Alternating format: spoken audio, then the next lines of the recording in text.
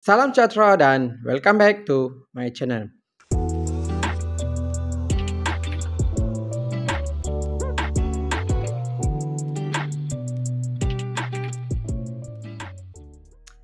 Baru-baru ni DBKL telah menyita 11 penjaja warga asing yang berniaga tanpa sebarang lesen yang sah. Okey, lagi sekali DBKL telah pun melaksanakan operasi terhadap penjaja warga asing di sekitar Kuala Lumpur, di mana mereka ni menjalankan aktiviti perniagaan tanpa sebarang kelulusan ataupun lesen yang sah. Okey, so dalam operasi yang dijalankan oleh pihak DBKL sekitar di pusat bandar iaitu melibatkan kawasan Jalan Tun Tan Siew Sin, Jalan Silang dan Lebuh Pudu, seramai 8 penjaja warga asing yang menjalankan perniagaan tanpa lesen telah pun disita oleh DBKL.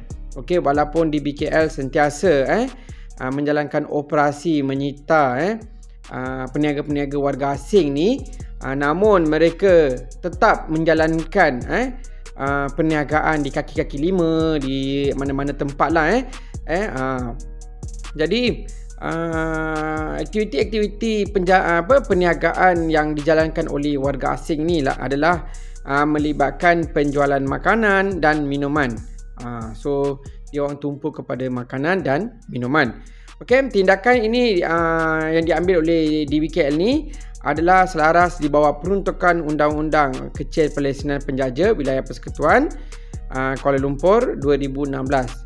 Okey, semua barangan sitaan telah pun diambil oleh DBKL dan diletak di stor sitaan di Jalan Lombong, Taman Mia Raja Ceras untuk tujuan dokumentasi dan siasatan lanjutan. Okey, dalam masa yang sama pihak DBKL juga maklum pemantauan secara statik turut dijalankan oleh anggota penguatkuasa DBKL bagi memastikan tiada sebarang aktiviti perniagaan yang dijalankan oleh warga asing. Okey, dan DBKL menyeru kepada orang awam sekiranya ada maklumat berkenaan perniagaan yang dijalankan oleh warga asing boleh salurkan kepada mereka. Okey, syabas kepada DBKL atas tindakan yang diambil menyita peralatan dan peniaga warga asing yang menjalankan perniagaan tanpa lisens. Mungkin orang di luar sana mungkin tak nampak DBKL ni pergi sita, sebab bukan semua perkara akan dihebarkan di media sosial.